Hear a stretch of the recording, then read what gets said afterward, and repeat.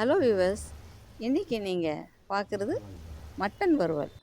இது எப்படின்னு செய்யலாம் பாருங்கள். இதில் நீங்கள் அதிகமாக அந்த மசாலா இந்த மசாலா இப்படி அப்படி எதுவுமே கிடையாது. சிம்பிளாக அழகாக பண்ணி முடிச்சிடலாம்.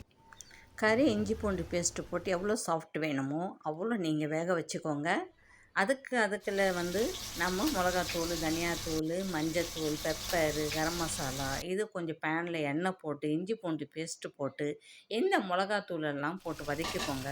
வதக்கின மிளகாத்தூளில் வேக வச்ச கறியை போட்டு அதுக்கப்புறம் நல்லா அதையும் வதக்கிக்கோங்க.